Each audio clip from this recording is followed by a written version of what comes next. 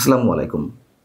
প্রিয় দর্শক, দেশের অন্যতম সেরা একজন অর্থনীতিবিদ, জনতা ব্যাংকের সাবেক চেয়ারম্যান ডক্টর আব্দুল বারকাতকে বৃহস্পতিবার গভীর রাতে তার ধানমন্ডির বাসা থেকে গ্রেপ্তার করা হয়েছে।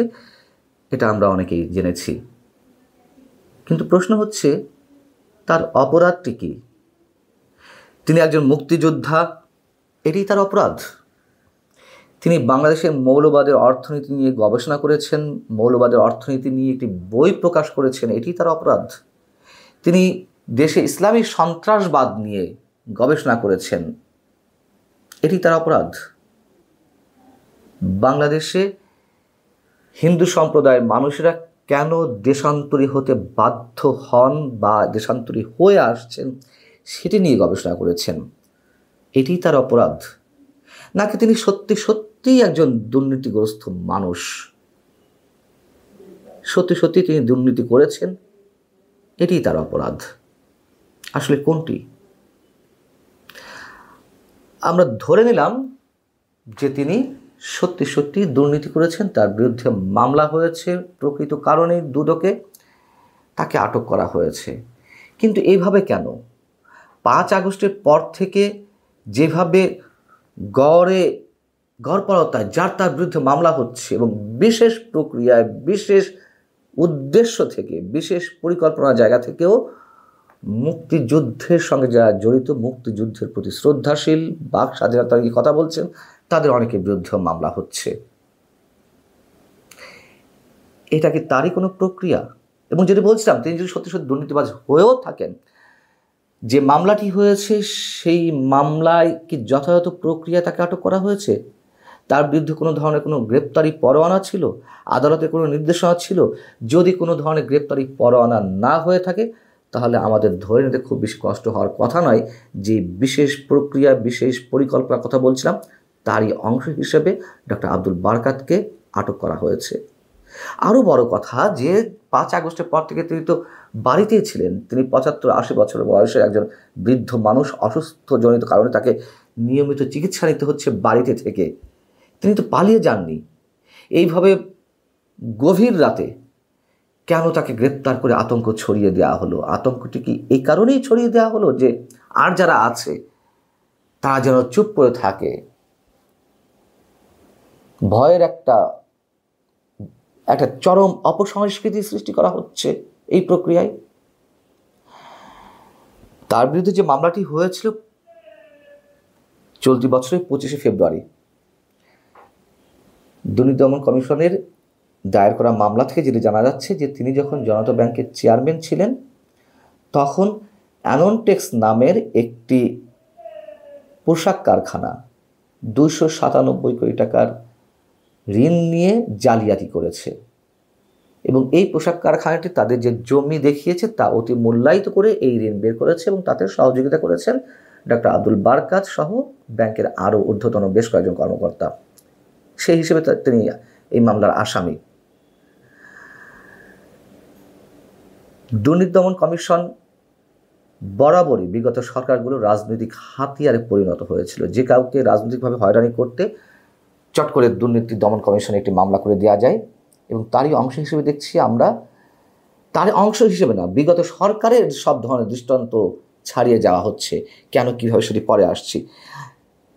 গত কয়েকদিন আগে সরকারের আইন উপদেষ্টা ডক্টর আসিফ নজরুল বেশ লম্বা লম্বা গলায় বললেন, যেভাবে গড়ে মামলা হচ্ছে, যাকে তাকে আটক করা হচ্ছে, এ বিষয়ে আমার কিছু করার নেই।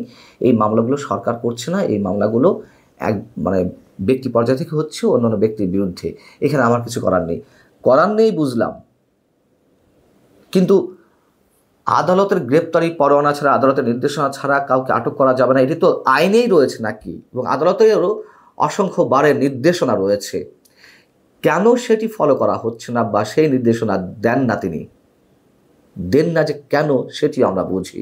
উনি বড় বড় মুখরোচক গল্প শোনালেন যে তার কিছু করার নেই, তিনি অসহায়ত্ব প্রকাশ করলেন, কিন্তু তিনি আইনের ধার ধারলেন না। যদি ডক্টর আব্দুল বারকাতের বিরুদ্ধে গ্রেপ্তারি পরোয়ানা না হয়ে থাকে, সেক্ষেত্রে তার জবাবদিহিতা কী হবে? এবং এই দুর্নীতি দমন কমিশন এখন আরও বেশি ভয়ঙ্কর হয়ে উঠেছে। সরকারের চরম ন্যাক্কারজনক জায়গায় থেকে তারা তল্পিবাহক হিসেবে কাজ করছে।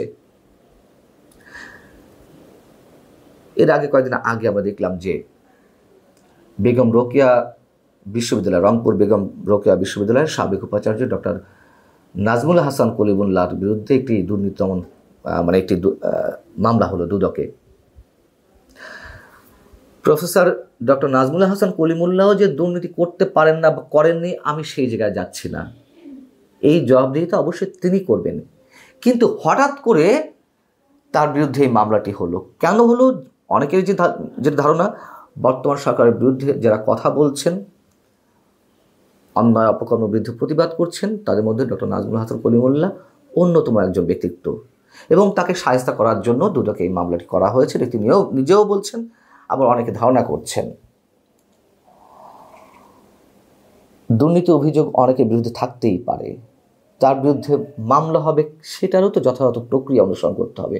কাউকে গ্রেপ্তার করতে হবে, সেটিও যথাযথ প্রক্রিয়া অনুসরণ করে করতে হবে।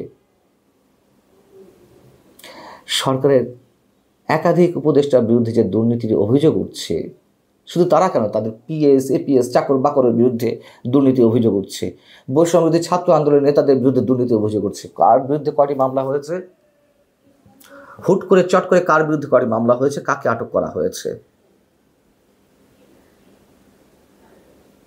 স্থানীয় সরকারের বিষয়ক উপদেষ্টা আসিফ মাহমুদ সজীব ভুঁইয়ার বিরুদ্ধে কত অসংখ্য অভিযোগ রয়েছে, তার পিএসসির বিরুদ্ধে অভিযোগ রয়েছে। একটা এক্সাম্পল দিলাম। সাহস আছে দুর্নীতি দমন কমিশনের শব্দটি করার, সেটা নাকি স্বাধীন দুর্নীতি দমন কমিশন। প্রধান উপদেষ্টা বিশেষ সহকারী ফয়েজ আহমেদ তৈয়বের বিরুদ্ধে গুরুতর একটি অভিযোগ উঠল।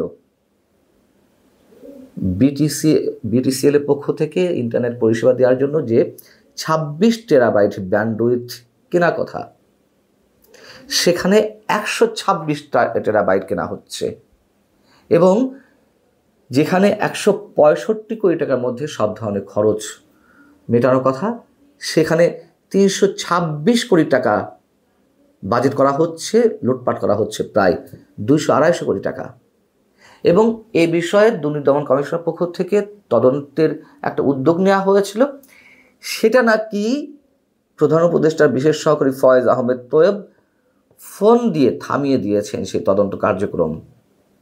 এমন অভিযোগ তো পত্রিকাতে এসেছে, তথ্য প্রমাণ সহ। যদিও ফয়েজ আহমেদ তৈয়ব পরবর্তীতে তিনি নিজেকে ডিফেন্ড করেছেন, ডিফেন্ড তো করতেই পারেন, যদি করেন মানে তার বিরুদ্ধে মিথ্যা নিউজ হয়ে থাকে, পারলে করেন তো কোনো অভিযোগ সেই পত্রিকার বিরুদ্ধে, যদি সৎ থেকে থাকে চ্যালেঞ্জ করেন তো, অ্যাকশন নেন তো, দেখি কেমন পারেন। পারবেন না তো, যদি না পারেন তাহলে আমরা ধরে নিচ্ছি যে কথা সত্য, এবং এইগুলোর বিরুদ্ধে দুর্নীতি দমন কমিশন কিছু করে না, তখন এইগুলো চোখে দেখে না। আমি বোঝাচ্ছি যে এই মুহূর্তে এই অবস্থায় গিয়ে দাঁড়িয়েছে, এবং এ কথা তো সত্য যে ট্রান্সপারেন্সি ইন্টারন্যাশনাল বাংলাদেশ টিআইবি নির্বাহী পরিচালক ইফতেখারুজ্জামান তিনি আরও কয়েক মাস আগে বৈষম্যবিরোধী ছাত্র আন্দোলনের নেতাদের বিরুদ্ধে অভিযোগ করেছেন যে দুদকে এখন ফোন যায় তদন্ত থামানোর জন্য। অনেকের বিরুদ্ধে যে তদন্ত কার্যক্রম শুরু হয়েছে বা নেওয়ার কথা, সেগুলো থামিয়ে দেওয়া হচ্ছে। তো ফয়েজ আহমেদ তৈয়ব যে তিনি এই বিটিসিএল এর এই বিষয়টি থামিয়ে দেওয়ার চেষ্টা করেছেন, সেটি অস্বাভাবিক কি?